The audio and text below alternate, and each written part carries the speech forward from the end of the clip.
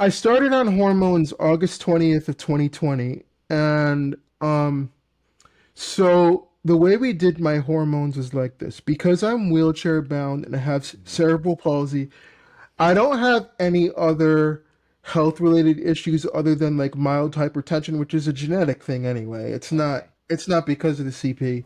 Okay. Um we decided that the estrogen patch was the best way to go. Great.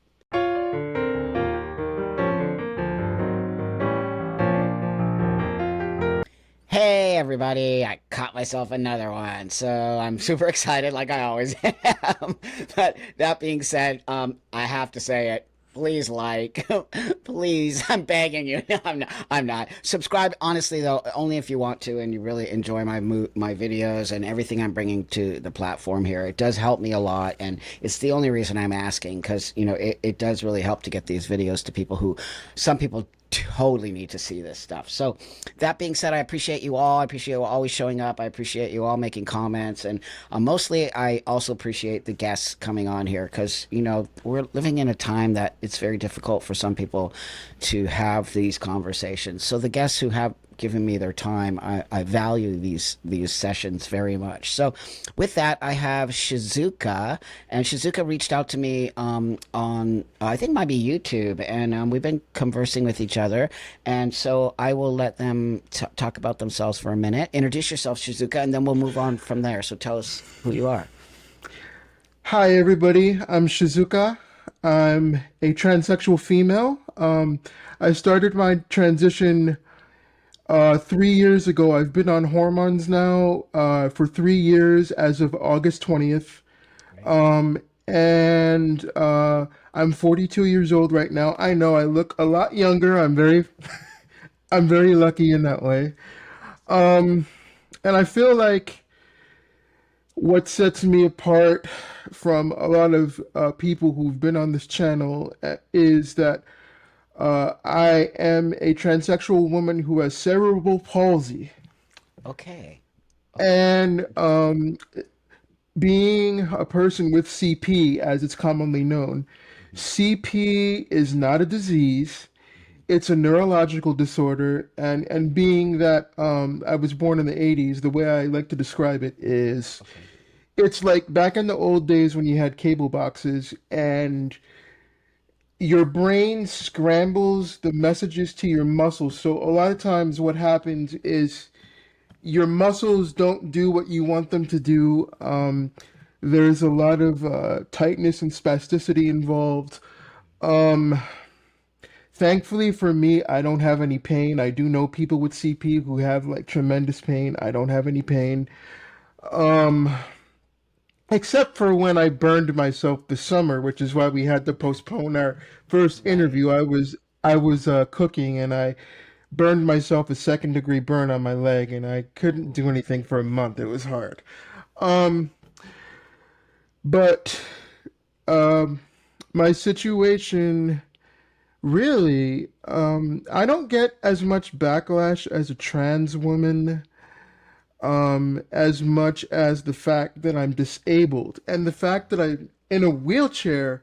Yeah. The wheelchair is what people see first, and that's what colors the situation. Um, I am also mixed race, as y'all can see. I have a Japanese name. I've always been interested in Japanese culture, and the name Shizuka means quiet and calm in Japanese. I actually went to Japan in 2017. It was a dream of mine. It was absolutely amazing. I've been practicing a Japanese esoteric Buddhism, which is not all that well known to the public. There's a couple of denominations in the US. We're not as well known. We're called Shinyoen, and I've been practicing for 14 years. Wow. And Before this interview, I really decided to pray for all of the transsexual people who are really struggling in the world and angry. And um, I'm a writer. I write about jazz, but I also write about trans issues. So that's my basic background. And um, as Miles Davis said to an interviewer once, "Is there anything you want to know Right on, friend. Well, first off, thank you so much for coming on here with me. And you're right. I think you are the first trans person with CP that I have had on the show. So I find that first off very fascinating. Secondly, thank you for being so open to having this conversation. So were you born? How do you get CP? Okay, so in my case, I was born 3 months premature. Okay. I was 2 pounds 2 ounces at birth. Wow. So according to my late mother, I fought so hard to get out that I was born normal, but the next day, because I was so small, I had what's called a grade 4 intracranial hemorrhage, which is the worst kind of brain hemorrhage that you can have. Oh, Um, it basically affected all areas of my brain, and as a result, how my CP affects me is in the four limbs of my body. It's called spastic quadriplegia, which has nothing to do with being a quadriplegic who's paralyzed. It just means that all four of my limbs are affected by spasticity. Now, my left hand is my dominant hand, and I do everything with my dominant hand. I've been about 95% independent for many years. I have a home health aide who comes and helps with like cooking, cleaning, laundry. But really, just to digress a little bit, the last 2 years of my life have been the most difficult because I lost everything in a fire in my previous apartment here in Yonkers. And it was an electrical fire. I can't speak too much about it because I have a sure. lawsuit going, but I lost everything. And Okay. I've had to rebuild my life. Yeah, my mother's ashes burned, my two cats died. Oh no. My two wheelchairs were burned. I had over, I'm a big jazz fan, as I said, a jazz classical music fan, electronic music fan, prog rock. I lost over 1,500 CDs. I'm old school. I still collect the physical product. Right on. Uh, and, Oh I no. just had to rebuild, I've had to rebuild my life, and I've gone through a lot of trauma, and I've gone through so much trauma in my life of being transsexual, not knowing back when I was a teenager, especially that I could come out. Yeah. Um, I'm going to start by saying that my mother was a very, very liberal, open person. We were raised Christian, but she left the church when I was like 3 years old because Okay. she was more interested in like Eastern type philosophy. So I wasn't raised Buddhist proper, but with like very sort of similar ideals. Mm. Um, when I was uh, born, basically, the professionals told my mother, you got to put him in an institution. He's not going to be able to graduate school, college, anything. Look, I graduated, with a degree in sociology in 2005 from Binghamton University. Um, with I'm actually in the Golden Key International Honor Society. Uh, Congratulate. thank you, I, thank you. I'm going to cut you off for a minute because I'm going to say you're awesome. Secondly, I just want everybody out there to hear this. You know what? Don't worry what people say about you that you got to go here, you got to go there. It is all about you. You are awesome, my friend. The fact that you just proved them wrong and and you did it. I'm so proud of you. That's awesome. Thank you. When somebody says that I can't, I almost take that as you know, do it. Right I on. know that's going to be edited, people. It will. But don't worry. It's all good. You know, so really, just to give an early view of my life, the one Yeah. thing that's been a predominant thing in my life, as I said, is music and jazz in particular. Yeah. And I've always just displayed, I have like a scholarly knowledge of jazz history. Great. Actually, I used to write for the New York Jazz Workshop School of Music in Manhattan. and I did an article about transgender people in jazz, and there's only really three people. There was Billy Tipton, Yep. the pianist Jessica Williams, who passed away a couple of years ago, Okay. and then there's a trumpet player named Chloe Rollins. And in terms of the scope of women in jazz, it's getting a little better, but jazz is still very male dominated. Hmm. Women really have to prove themselves, and some of them like play extra hard to, you know. But for the trans community, it's even harder.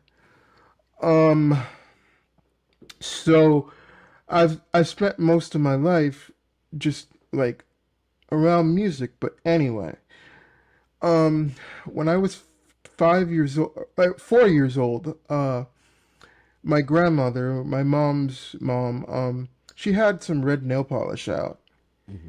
and I remember wanting my thumbnail painted or something like that, and she did, and I loved it. Something about that Sure. clicked. And my mom, being that I was young, she kind of freaked out a little bit. She's like, what are you doing? That's girl things. But like a lot of people back in the 80s, we had the first Boy George and Culture Club record. Yeah. And when I was 5, I looked at that album cover and I didn't know why, but I just saw a person who looked like a woman and I was like, that's me. Wow. I didn't really know.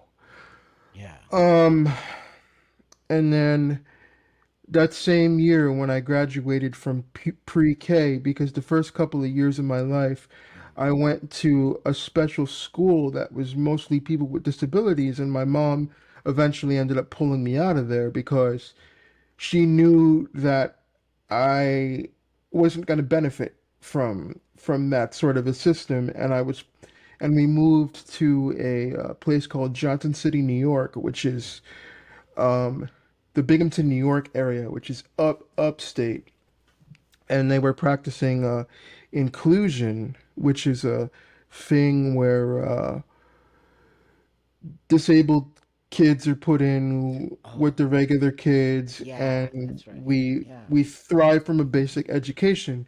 Okay. Um, but to go back a little bit, when I was 5 Hmm. in pre-K, so we had a graduation ceremony. Hmm. And I remember we had like a long graduation gown, and I had like jeans under my gown or whatever. But I asked my mom to like roll my jeans up, and I just had the gown. And what I realized what that was is I wanted it to look like I was wearing a dress. Yeah. That's right. Um, and I had no real way of expressing that when I was a kid. I mean, I had had an interest early on in stockings, and my mom had thought that was just a fetish thing and talked to the school psychologist, but really, in hindsight, that was the beginning of wanting to experiment Hmm. with, female clothing. Sure. And How old were you at this time? When about five, 5. Okay. Wow. Super young. 6 years old, yeah. Okay. Right. And I always remember one of my female friends I grew up with, I consider her like family, because we lived together for a short time. Because my mom and I were nearly homeless when I was a kid after she split up with my father. Oh gosh. And then after the fire that I mentioned 2 years ago, I was homeless for about 3 weeks after that. Oh. And I got into this wonderful place where I am now. The rent is way too damn high. I Yeah. may be moving to Long Island soon, but it's childhood was basically I had a disability. My mom was an advocate for me, and she later became an advocate for other kids with disabilities. But she started something called Support Network for Parents, and I was always feeling kind of alone because of the disability, and I hated the fact that I was disabled. Sure. And Were you in a I wheelchair? Were you in a wheelchair as a kid? So you've been in a Yes. wheelchair your whole life. Yeah, yeah, Oh wow. yeah. Okay, interesting. So I don't. did you find that the other kids how did the other kids I mean, I know you were in a disabled school, but then you moved into a more inclusive school. So you're with like other kids that weren't how did they treat you? Well, I acted out quite a bit because my needs were not being met. Um, Okay. as a student, I had a teacher in third grade. This was when we were still in a town called Nyack, New York. He was a former New York City police officer, and he literally wrote, and this was lost in the fire too. He literally wrote an entire book, the whole year, a notebook of my behavior. You know, that I was making weird movements in my chair because of the spasticity and all these other like crazy things. Yeah, all these other crazy things. And I was isolated. I was into all I did was listen to jazz and classical records and play video games all day because I couldn't get out there with the other kids and play because at the time I used a manual wheelchair. Okay. And it was very difficult. Yeah.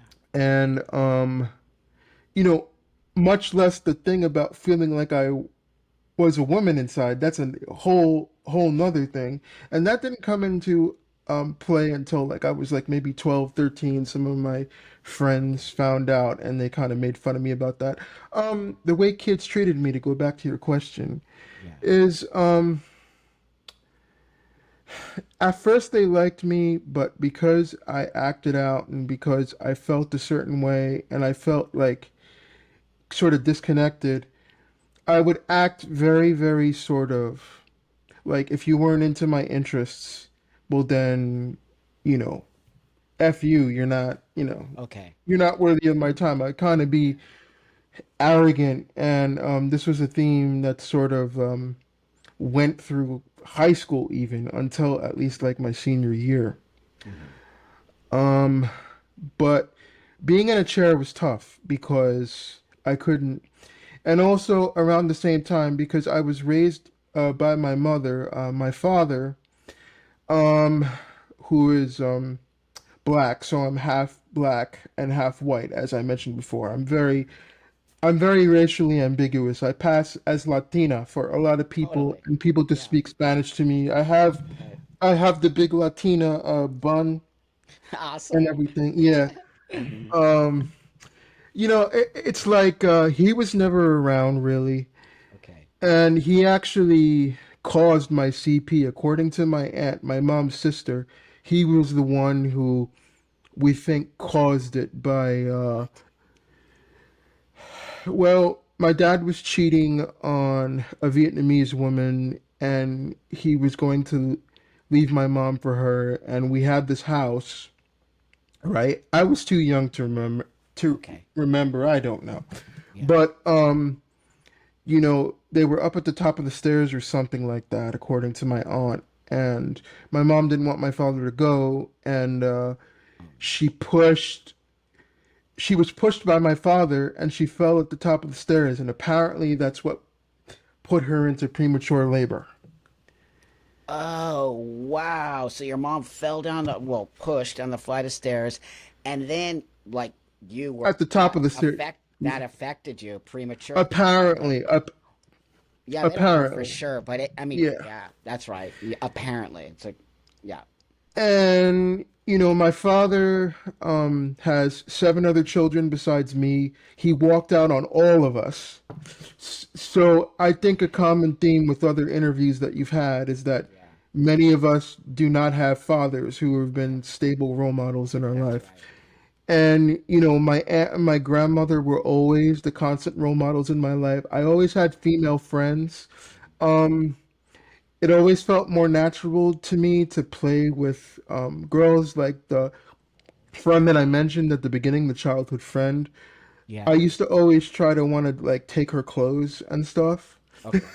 Yeah. And yeah, Yeah. and but the real and I used to watch a lot of back then. I liked guys cartoons too, but I used to always watch like girls cartoons. Like back then there was Rainbow Bright. Okay. There was this cartoon called Wildfire, which was about a girl and her horse. Okay. I had a Wildfire lunchbox, and kids actually made fun of it a little bit. You know, it's purple and all of that. Kids are mean. Kids Yeah. are just mean, friend. They're Yeah. just mean. I have a kid. Believe me, kids are bullies to each other. It's gross, but I think it's just natural. You being disabled, I probably took it up a notch for sure because kids can just be. Yeah. Yeah. And also, around this time, I was 7 or 8 years old. Um, because my father was a boxing fan, Mhm. I developed an interest in boxing, Okay. and it just runs in that side of the family. I mean, a Sure. lot of people watch boxing. My half brother, who I don't really know, he was an amateur boxer. Okay. Um, my half sister, she's a boxing fan. But anyway, I developed an immense interest in the history of the sport, and I like to this day, I'm a huge boxing fan and I'm an MMA fan. And the reason why I gravitate towards that stuff so much is I'm literally a fighter. That's awesome. From the time I was born, I'm a fighter. Great. And the Rocky movies have always been like my favorite movies because it's not about the boxing, it's what Rocky stood for, being the underdog That's right. and going against the odds. Hmm. And I've always had to go against the odds in my life. Yeah. But as far as my feeling that I was trans, Hmm. when I was 12, the game Street Fighter 2 had recently come out. Okay. And there's a very famous character, a female character named Chun-Li, who is like the first lady of fighting games. Um, I assume when you were talking about the fighting game that you play with your son, I would assume it's Street Fighter 6, I think it right? is. You're right. Yeah, yeah. So I couldn't Chun-Li, remember the name of it. yeah. Chun-Li is a much more mature, wise teacher in Street Fighter 6, and she's like amazing as a character. Like Uh-huh. her moves and potential are amazing in that game. But anyway, um, I saw her and I was like, I want to be her. She immediately was like my idol, and she still is like my idol, you know. Yeah. And when I was 12, I wanted to be her for Halloween, and we're talking 1992 here. Right. So it was. I ended up not doing it because I was embarrassed. I was talking to some of my friends that were like, "Ooh, what do you want to do that for? That's that's for girls and it'd be really really strange." Hmm. And the other big thing for me is I'm a real big Japanese animation fan. Hmm. And there's a show called Sailor Moon, which I'm sure you've heard of. I It's know. very Yes. famous. Yes. Hmm. And I always used to like kind of wish that I was like a Sailor Moon character or something like that, you know. So that was the thing. I do think not having a real solid male role model in my life Hmm. was definitely a factor. But here's the thing though. I want to bring something up very Okay. intriguing. Yeah. So, um, my uncle on my dad's side, who passed a few years ago, he might have been gay. I have a half brother who is gay. Okay. Um, my half brother's son is a trans man. I don't think he takes hormones or anything, but he identifies as trans man. There's a possibility that my father, who's very abusive to me, he's been abusive to me my entire life, verbally, emotionally, physically. We had a huge blowout last November where he hasn't talked to me since, Okay. and it's hard, but Right. um, there's a possibility that maybe he could possibly be gay in some way because of his intense addiction to pornography Oh, and things like that. So I think there's no way to verify this. I think I may have had some sort of gene, that maybe. I caused mean, me to. we don't know, right? So who knows? We don't know. A lot of people think that I have a lot of gay relatives, and I'm not even. I have a trans relative recently that came out, but who knows? I mean, can it be genetic? Of course, I do think that, but Yeah. Even trans, I think, on some level, could be genetic. We don't Yeah, have any and studies. Yeah, right, and then also when I was around 6 years old, I saw on PBS the famous documentary "What Sex Am I?" that's right. Yep. Mm-hmm. And Important I documentary. I I was like amazed. I'm like, oh, I thought in my little 6-year-old brain, oh wow, I can actually get a sex change, You saw that and when you were and with 6 years old? yeah. Wow. Okay. So you think that might have had an effect on you? Yeah, it's like I knew I could do this, and then Wow. um, the other touchstone to being trans. Um, so my senior year of high school, and what's really funny is if you look at my senior year of high school photo, and I'll send it to you sometime. Okay. I'm very, very feminine, queer presenting. Everybody Okay. says, "Oh, you totally look lesbian." Yeah. Um, I wrote a story. We had to write a sci-fi story. So like The Matrix had just come out at this time, and so I wrote a story about someone who could change genders. Mm-hmm. Wow. And this was before there was any term like gender fluidity Sure. or anything like that. And I remember doing research. I don't think my mom ever knew about it, but I was doing research online about, because I was always fascinated about men who turn into women. Sure. And I always felt that. Yeah. And I wrote this story, and part of it was based on my life and like the stuff with my father because, um, my father wanted my mom to have an abortion. Okay. The girlfriend that he was with, that he was cheating on my mom with, they had children, but he forced her to have an abortion. Mm. Um, Mm. you know, and it's just some really insane stuff. So I wrote that story, and I remember after I wrote it, I just was in tears because I was working through some stuff. Oh, clearly you were in tears because it was an emotional thing for you to write, and you connected to it so much. Yeah, How, and how I old how old were you when you wrote that? In I high was school? 17, Yeah, interesting. and unfortunately it no longer exists. I still wish I had it, but the character ends up killing her father Oh gosh. at the end. Wow. And which is funny because I'm totally anti-gun and everything like that. I cannot stand guns. Yeah. Um but it's like she killed her father, and I was really dealing with the abandonment issues from my dad. Like I'm actually in codependency therapy. I'm in Codependence Anonymous for 10 months now because I'm Excellent. very codependent and I'm working on that. And I Okay. noticed that maybe quite a few people in the trans community have been codependent. I think a lot of people are codependent. They just don't understand Yeah, what that means. And I would right. say more people than not, because I think it's on some level natural to want to sort of be this sort of person with other people. I dealt with codependency through my addiction, so I think those Right. things are all on some level related. So good for you for going and taking care of yourself.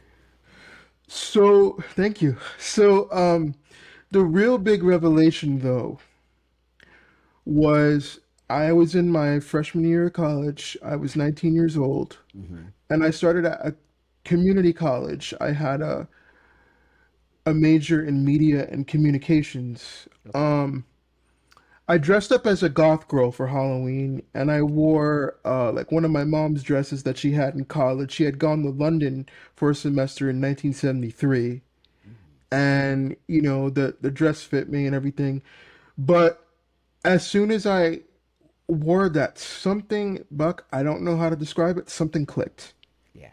And I'm like, okay, yeah, this is it. And then every year after that, I wanted to dress up as a woman. And then, um, you know, I think the next year or the year after, I dressed up as sort of like a bootleg version of Chun-Li for Halloween. I had the dress and everything. It wasn't exact. It was kind of bootleg, as I said.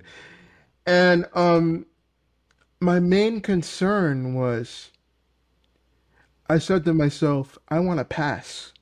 Mm. And my mom had been involved in theater for years. She had so many friends who were gay, trans, like everything. I think it was hard maybe for her to imagine that her son would become her daughter. Unfortunately, she never lived to see it because in 2016 she passed away from a stroke unexpectedly. Oh, I'm so Eh, sorry. Thank you. Oh, And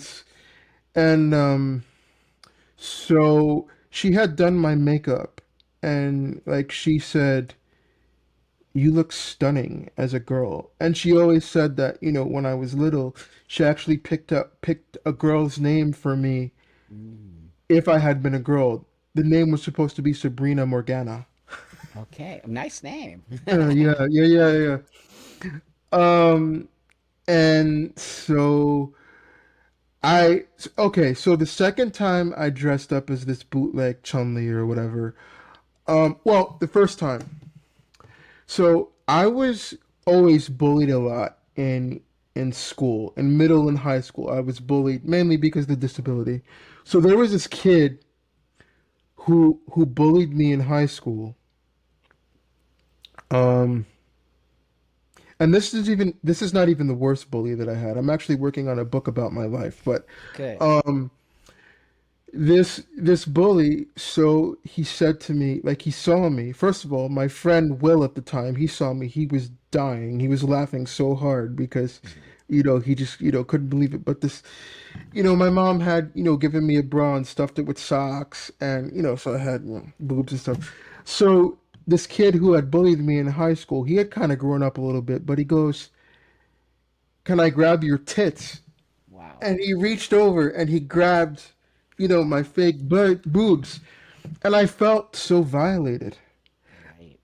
I'm a biological male. Right. And now, even though I've been on hormones for 3 years, I'm still a biological male. Right. We're going to get to that in a minute because you're going to Yeah. ask me some questions. Yeah. But, I felt so violated. Sure. Because Um, I don't care what your biology is at that point. That is violation. that's sexual harassment. That It is, is. This has nothing to do with gender or sex. That's violation. That yeah, is not okay. Yep. I was sexually harassed. And then the second time I dressed up like this, I was on my way to my friend's house on campus and I rode the city bus and I remember there was this guy who couldn't take his eyes off me. And there was a part of me because I was like 25. There's a part of me who liked the attention Mm. and liked to be looked at, but I also felt it was creepy because like you were saying earlier and I said to you you are a lesbian and I said so am I. That's right. Right. I'm attracted to women, like except for my best friend when I was 12, and then a friend of mine who I have now, who I was like maybe attracted to. Um, and I was sexually abused by this friend when I was 12, my Oh best gosh. friend, because he was being abused by his neighbor. Uh, And he said, if you don't do this with me, I'm not going to be your friend. So I complied. how old were you? 12. You were 12. 11.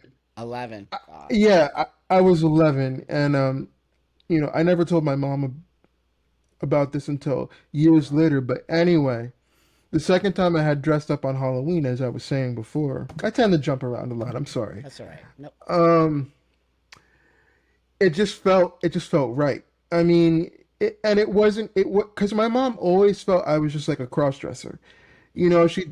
She's like, because um my legal name is still Christian Justin, and then Okay. people used to always call me CJ. CJ is going to become my middle name Great. to like honor my parents.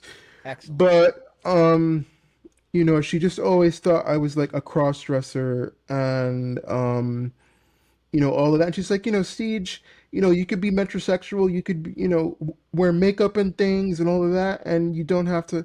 But I was like thinking to myself, no, I can't live like this. And then I had initially sort of came out to her when I was 27 that I wanted to be a woman, and she said, "Siege, I don't think you're strong enough to be a woman yet." And she was right because of, she said that not everybody will accept that. You know, it's going to be weird to some people. Um, and she used to say so much, "Oh, well, she would joke sometimes, but she's like, you're a man, you're a strong man." And I get offended and I would argue with her and I'd be like, cuz when I was, I lived with my mom until I was 35 when she died, and then I was thrust out on my own independently living.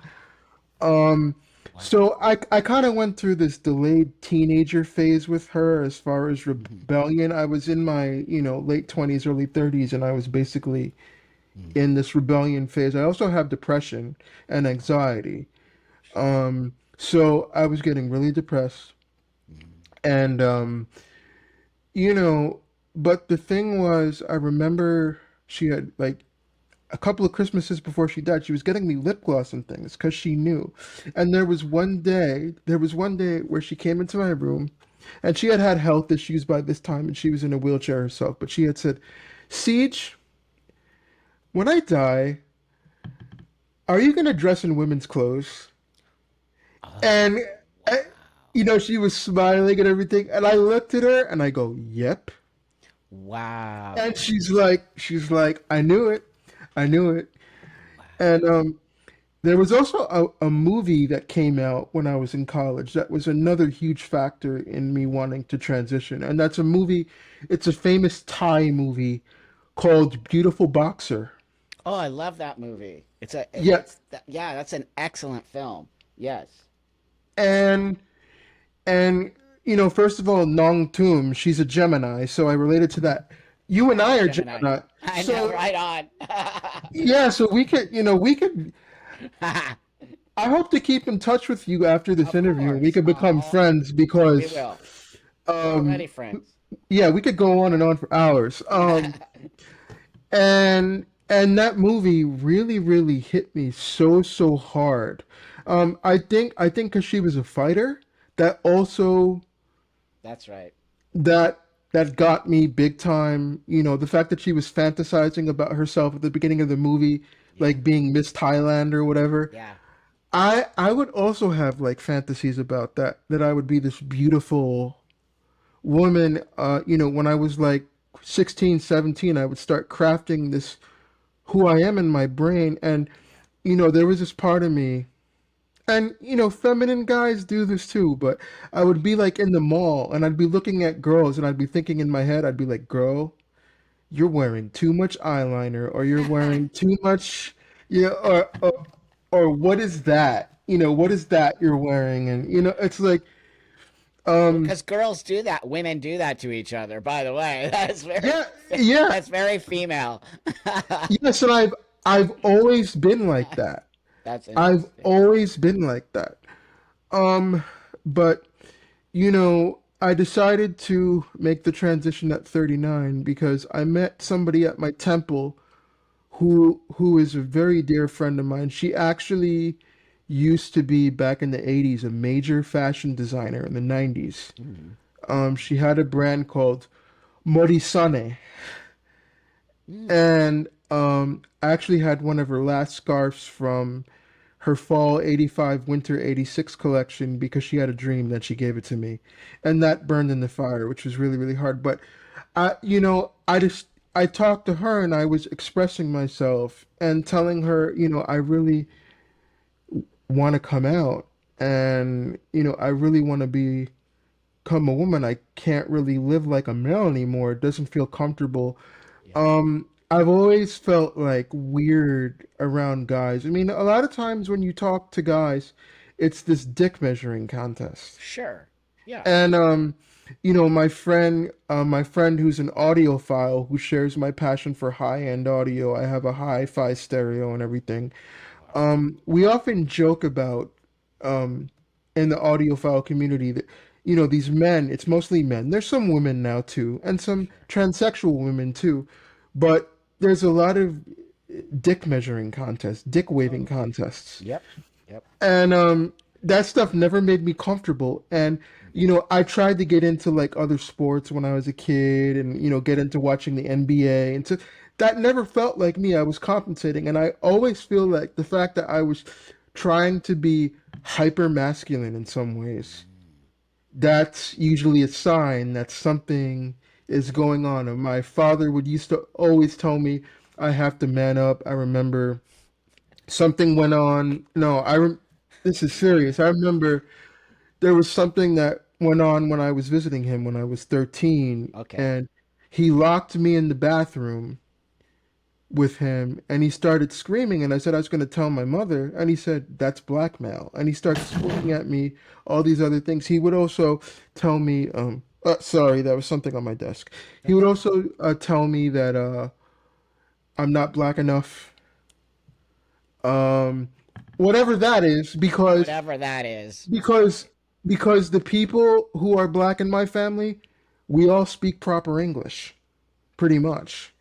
That's just a really horrible thing for Yeah, him to say anyway. I mean, that just yeah, and my friends, I have like a handful of guy friends, one of my best guy friends I've had for like almost 30 years. yeah. But the majority of my friends have been women always Hmm. Hmm. from the time I was like 10, Hmm. especially, and I've always felt like it's just natural to be around women. I feel like I could always be myself. Right. And so I waited to transition till I was 39, and my therapist made me go through therapy for almost 2 years I before. love your therapist. I love your therapist. Oh, sometimes we argue, and like Doesn't matter. sometimes, Doesn't matter. Your therapist made you go through 2 years of therapy. They care about you, friend. They yeah, care about making sure you're making this life changing choice. So send your therapist some love from me. I'm missing. We're missing that in our community. We need yeah, therapists sure, like that. sure. And actually, I was technically diagnosed with gender identity disorder, which, as we know, is gender dysphoria. I That's tell right. my th I tell my therapist all the time I have gender dysphoria. He says, "No, you don't. I never diagnosed you with that," because apparently the DSM-5 that he uses is the international version, but They it's took it still gender out. dysphoria. That it's gender dysphoria. They just recalled it something else. It's literally Yeah, gender dysphoria. yeah, So that's right. and so I started on hormones August 20th of 2020, and so the way we did my hormones is like this. Because I'm wheelchair bound and I have Hmm. cerebral palsy, I don't have any other health related issues other than like mild hypertension, which is a genetic thing anyway. Okay. It's not because of the CP. Okay. Um we decided that the estrogen patch was the best way to go. Great. Um and So I started on the lowest dose because they were concerned about maybe blood clots and things, but I move a lot in my chair. Hmm. Hmm. So I'm not in any danger of like clotting or Sure. anything like that. Yeah.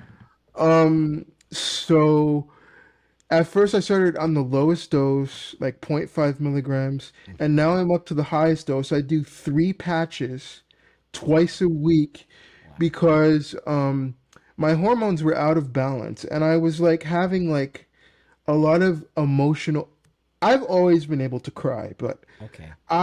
I was hyper emotional. I was getting like weird cravings for foods that I never really had when I was living as a male. Like I crave French fries so much more now than you know, and like sweets and Hilarious. um, I you wonder if it know, is a female thing. I don't know because I maybe. I mean it could. I mean, yeah. I mean things change. Hormones changed in your body. Did you see a change in your physical appearance? Were you? Yes, and this is where I want to get to about Yeah. the whole scene of the trans community today. So, Yeah. when I started my transition, I was constantly seeking validation. I wanted people to see me as a woman.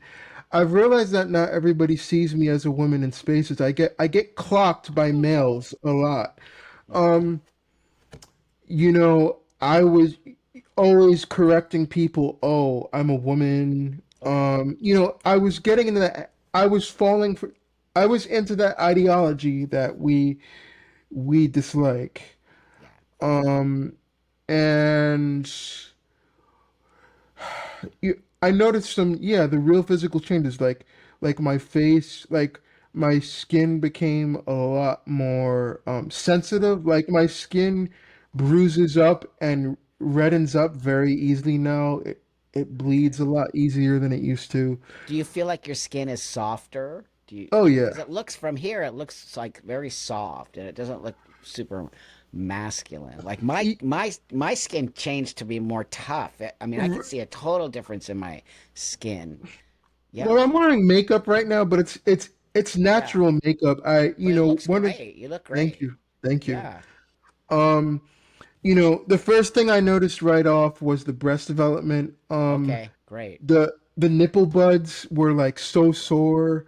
Okay, Um, I noticed like changes in my penis as far as okay. it started smelling differently.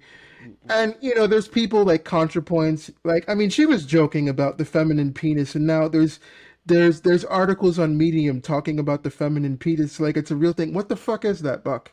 It's Like it's it's all words. It's yeah, just words. It's there's no such thing as a feminine penis. It's a yeah, it's penis. a penis. It's a It's a penis. penis. Yeah, and Like and it's a vagina and a penis. It's real basic. right. My emotions, I started feeling like I've always been a little mood swingy in quite volatile ways. Like it's so freaky because as soon as I started the hormones, I literally became like my mother emotionally because she had horrendous PMS. Oh, And wow. like when I was younger, I used to call her Momzilla as a joke. And then one Christmas, she got me a book for Christmas, and she had written like "Love Momzilla." That's Um, awesome. Oh my yeah. God, that's awesome. Um, her aunt, or my aunt, her sister rather, excuse me. That's my closest family member. My aunt has always been there for me. She's Oh, a born again Christian, but she's a liberal Christian. It took her the longest time to accept, but now that she does, I think she wishes maybe deep down that I was a male still, but I well, had to learn yeah, this way. yeah, yeah, because she doesn't understand. That's why. But at least she's really come around and just Yeah. she sees that it's not a phase. She sees that No. you're actually really transsexual. I think maybe she was worried that something else was going on. They were just in a phase or something. Yeah, yeah, Yeah, and yeah. my friends, I'm not too sure if you're familiar with the name Antonio Sanchez. Oh yeah, that name sounds familiar. I don't know why. Birdman, the movie Birdman. Birdman. He composed the score for that, and Oh, he oh, is the longtime drummer. He's not playing with them right now, but he was the longtime drummer for 20 years for the guitar legend Pat Metheny, who's a jazz oh. guitar legend. And Legend. I'm a huge Pat Metheny fan. I have like every Awesome. album he's ever made, and I've interviewed him 4 times. Wow. Um, he and his wife actually helped anonymously. My friend Antonio and his wife had started a GoFundMe for me to help the cost after the fire, and Pat and his wife anonymously donated to help me get my new place and my wheelchair. Wow. Um, Ah, I just love people like that. they I are, love it. Antonio and his wife Tana. They're the greatest people. Yeah, they're well-known musicians, but they're my friends. That's so And awesome. you know, they had a real heavy heart to heart with me Mhm. before my transition. They're like, "Do you really want to do this?" Right. And Yeah. if you don't want to do this, we're gonna always be here for you, no matter Oh, what. beautiful. And I have a trans friend in California who I love really much. We bonded because we both love jazz and Herbie Hancock and stuff like that. Yeah. Oh, Um, Herbie Hancock. yeah, Awesome. and but she sometimes we disagree about things because, It's okay. yeah, it's like I don't see this ideology thing anymore. And Blair, who's like your best friend. I don't My best always friend. agree here. You I don't don't have always to. agree with her, but You don't have I to. will tell you this, after what you said today in the stream, Hmm.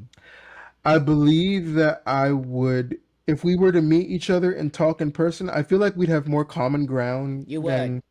than You know, differences. me and her have different political beliefs. Who cares? Y- But I just love her. I love her to death. I really feel very protective of her because I Yeah. don't like the way people speak about her because they don't know her. They only know what they see on the internet. Yeah, It's disgusting. and the internets are characters. I want to actually get it. Let's get into this before it gets a little too late. I think your Yes, story. please. Well, I'll bring you back on. I think people will want to hear it from you again. But that being said, it's your story is fascinating, and I find you to be a very strong human. You are very strong. You have a great character. You seem very focused in who and what you need to have, and you made the change for yourself. Now, that being said, I heard before we got started, you said that you used to be into the ideology of it all. What changed for you? What made you sort of see something else? Okay. All right. So I've been writing on Medium about trans issues for a while, and I wrote an article called "I Am a Trans Woman, Not a Real Woman." Right. And that, all right, there was somebody, um, you could beep out their name. Yeah, I will. There was a person named Queer Carrie who Okay. just started assaulting me because I don't agree with the ideology. I said this in the article. Yeah. This is what got people going. I said all trans women are biological men. Fact. Yes, Facts. and I had Buck. I had to freaking turn off this video that I was watching last night. There was a particular YouTuber named Jessie Gender, and she was talking about That one goes after me all the yeah, time. She's done like a million videos out. She's obsessed with me. Yeah. yeah. She was talking about how trans women are not biological men, and she was scientifically so no. I had to turn that shit off because you know it didn't make any sense. No, And because it doesn't make sense. Because no, you know who you are, friend. You are living in reality. You're like, but so, wait a minute. so anyway, this Queer Carrie person, she goes, oh, you mentioned Buck Angel. He's transphobic. He hates himself. Um, Marcus Dib started a hate group towards Oh, targeting trans not people true. in Denmark. No, not true. Not true. I did some research, but I ended up, deleting references because I was unsure. But then I started really doing research, and I'm like, these people crapping on me. There were people like saying, "Well, oh, I don't know about you. Speak for yourself, honey, but I'm more of a woman now than I was 20 years ago." And they're going into genomes. You need to understand genomes and Jesus. X, Y. What would Dr. Deborah So say to these people? Deborah She would So would laugh say, at them. yeah, yeah, she would. And I want to be clear, this does not mean that I'm conservative. I am liberal. I am not a leftist, but I am liberal. That's me. Yeah, That's me. and Yeah. I got somebody hating on my article about Brittany Griner's stance about uh trans people in sports, how there shouldn't be any boundaries. And me being a boxing fan, okay, Tyson Fury, all right, the current WBC and That's right. lineal heavyweight champion of the world, if he That's claimed he right. was trans, or Deontay Wilder, do you remember Deontay Wilder? Absolutely. Yeah, Okay. Yep. if Deontay Wilder decided to claim that he was trans and start fighting, there would be a big problem. And there's the WBC. We be collecting. The WBC has started a transgender division. Good. Patricio Manuel, who Yes. is a terrific fighter, Excellent fighter. he's incredible.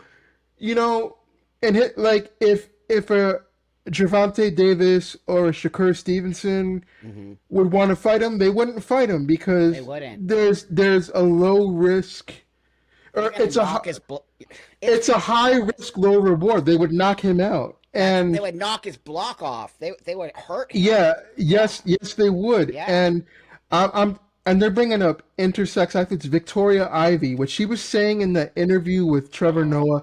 I love Trevor Noah. I love Trevor Noah, but he was being so complicit. He was so afraid of being canceled. And here's the thing that I just want to get out of the way. I'm getting Yeah, very passionate. Here's the thing I want to yeah, get out of the yeah. way before we close this thing is that all those videos that we're showing today in your stream about people trying to reclaim words and all of that, they're doing that for attention. They're doing that because it That's stirs the right. pot. They're gonna probably eventually go away from that. You and I, my friend who's at my Buddhist temple, we're not gonna grow out of this. Nope. We're gonna stay there, stay here. And I also don't agree with the fact that I mean it's gonna get me in some heat. I don't care at this No, it's point, not. but I do not believe that transgender children are going to all kill themselves if they don't become trans. Thank you Um, for be- saying it. Because because if that was the case, friend, where are these kids who are killing themselves? Where are yeah, they? right. Because They're not. what was it in 2002? I think it was the UCLA School of Law said that there were 300,000 trans kids between the age of 13 and 17, 1.4%, something like that. And these people who are saying that there's going to be the suicide and all of that business, I'm wondering, yeah, where are those people? And then the trans genocide, what's that What? about? Because I live in New York. New York is one of the most liberal.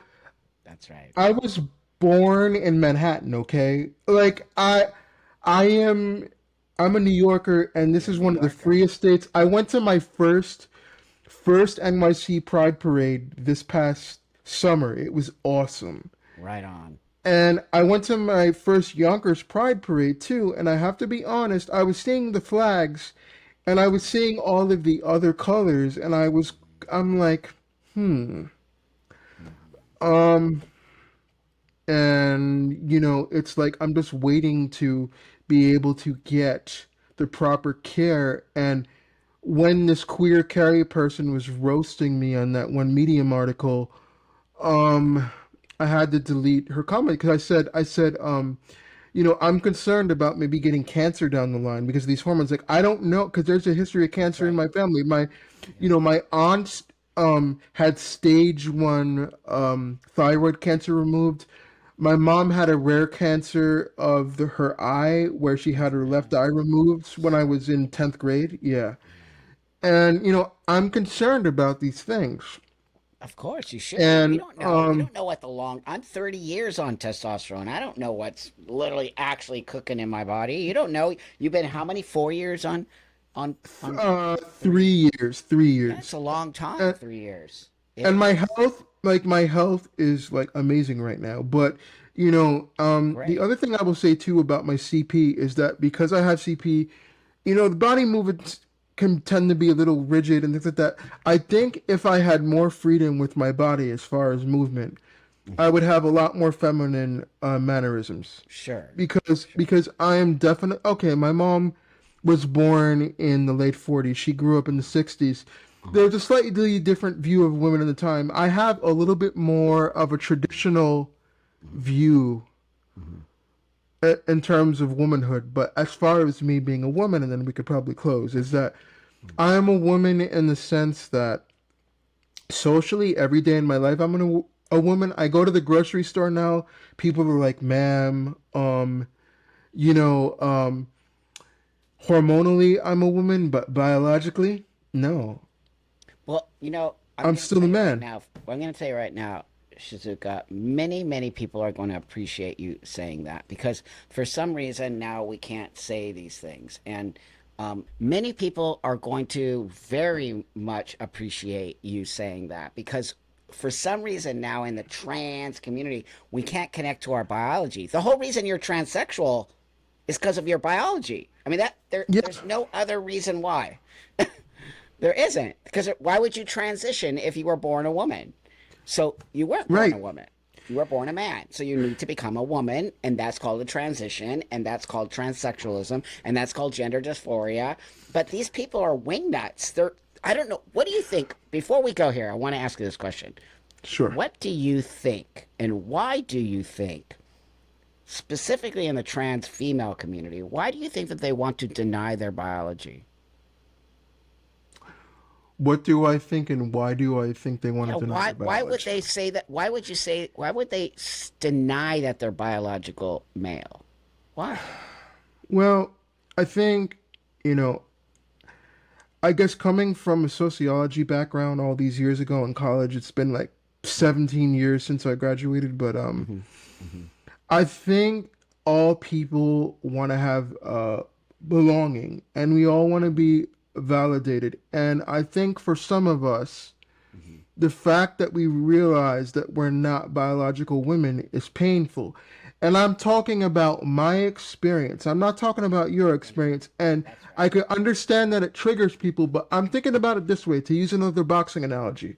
Yeah. When somebody gets hit with the left hook to the body, their face winces, they tend to crumple because their body shuts down, their elbows start to protect their they react a certain way because you really got to them. When I say this, Yeah. it's like me throwing a left hook to the body, like Canelo Okay. Alvarez Okay. Great. Great. I know or what you're Julio talking about. Cesar Chavez, Yeah. and it hurts them.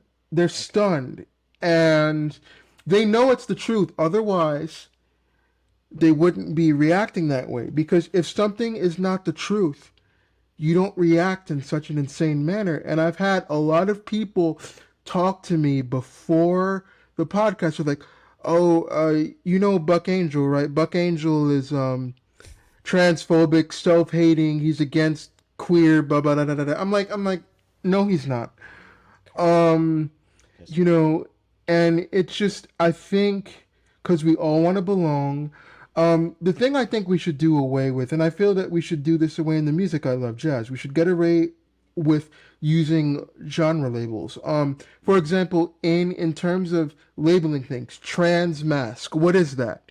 Trans femme. What is that? If you are a okay, let's say if you are a biological woman and you are a masculine woman, that's fine. You don't have yeah. to label it. Totally. If I had wanted to be a feminine man, why label it? That's right. Um, it's like if you want to be a feminine trans woman, why label it? If you want to be a masculine trans woman, if you want to be a feminine Non-binary, trans or man, yeah. I, I'm totally on board with you. I don't understand why are these labels. yeah. And the last thing I will say is I feel the the using the different terminology and twisting it to fit the definitions like the way lesbian is being twisted is because it's about power and control. And what I notice about all these TikToks, all of these YouTube videos, which make me crazy, that my therapist told me, hey, you got to stop looking at those. They're making me crazy. Um, I feel like all I see are white people, and I'm going to say this. Nobody looks like me. Culturally, Buck, I'm white, and spiritually, because of my Japanese um, and Asian culture fascination, I feel like spiritually, Sure. I'm that. But I grew up with my mom who was white. Being a person with a disability, I'm always going to be a minority. I'm a person of color. Hmm. This the color of my skin Hmm. does not come into effect as much as my disability. I'm seeing a lot of white trans women who are it's very male, it's misogynistic. I've been called a misogynist. I'll send you the article that I wrote where I was called a misogynist because I called out Dylan Mulvaney and Jeffrey Marsh. That's the As opposite of misogyny. Calling those people out who are misogynists. Those two are misogynists. yes, Why? yes, and no, and what that guy was saying, who's Dylan Jr. or like whoever Yeah, who was that one. I don't know, Jamie that's or something. Yeah, that's straight misogyny, and totally. it's very male. It goes back to what I was saying about dick measurement, dick waving. Uh, yeah, women get into pissing contests, sure, but it's a little different. I mean, It's it's different because more. they're women talking to each other. But when you have a man who wants to be a woman, which is fine, I don't really care. No one cares. But when you start having those people speak over women and for women, that's misogyny. Yeah, and you should never be speaking for a biological woman. I do not want to take Never. the place of biological women. I I do not go into public bathrooms, Buck. Yeah. As a trans woman, I feel uncomfortable about it. I've had a couple of friends who are women take me into the bathroom. I remember when I was at H&M with my friend trying on clothes. We went into the change room area. Like she saw my boobs and everything. That was the first Yeah. time I exposed myself to any of my friends. Wow. But Um, that's but different. I think you're it's going in different, with yes. women, and you are passing as a woman, and you're respectful. You're being very looking at the situation, which is I think women would very much appreciate. Yeah, I mean, my voice is deep, but here's the thing. People who know me know this voice. I've done interviews and podcasts with this voice. But When it's not I've, really deep. like, oh, It's not. really? It's not. Thank No. you. I Uh, think it sounds feminine or female to oh, me. oh, thank you so Yeah. much because like I've had the same voice since I was 14. My voice has never changed. It's like I'm like Wow. eternally youthful. A lot of people think I'm late 20s or like Yeah, at the most early totally. 30s. Yeah. And also Thank you, good hormones genes. play it. You have good genes, friend. I But don't we're gonna smoke, I don't do drugs or anything. good for you. There you go. And also on hormones, it's important to be very healthy. But with that, I could talk to you forever. And I think that we'll have you back on for sure because there's a lot Please. more I want to discuss on the next one, more about the community and your place in the community. But you gave us a little bit of that. And I just want to tell you thank you for being so open and honest and you know Thank you. and it means a lot to me that you reached out to me and that you wanted to share your story on my platform and you see the insanity out there and people calling me transphobic is actually hilarious but I mean I have to laugh. It doesn't make me mad at all. It makes me giggle Yeah. because it's just ridiculous. But everyone please leave Shikusa, wait, I'm sorry, Shizuka. Shizuka. I called you Shizuka. Shakira. Shizuka. I love your name. But please leave her beautiful comments like you always do and know that she gave us her time and energy today and that's the most important. Oh, and dig these glasses, everybody. Right on. Put them on. Put them on for the end of the show. They are, See. oh, hang So on. now see how awesome they look on. Excellent. And then I'll you look great. Awesome. Oh, you look Thank you. awesome. I love the These glasses. glasses, yeah, they're from Zenny Optical. They Oh, were a I get my glasses collaboration. from Zenny. I love Zenny. Iris Apfel, the oldest supermodel in the world, she collaborated with them. And I had these glasses custom engraved with Bad Mujer, which is bad woman in Spanish, because That's right. it's an inside joke that my friends Antonio and Tana have with each other Sweet. You're because of their awesome. band. He's got these records, Bad Hombre. That's Because awesome. he's Mexican, he wanted to make a statement against Trump. So, Right on. um, Bad Mujer is a reference Great. to Love that. that. Well, thanks for coming in and joining us today. And everyone, leave those comments, like, subscribe, push this video out there to the world so we can continue to have these excellent conversations. And then I'll see you guys all on the live next week. And thanks for joining us.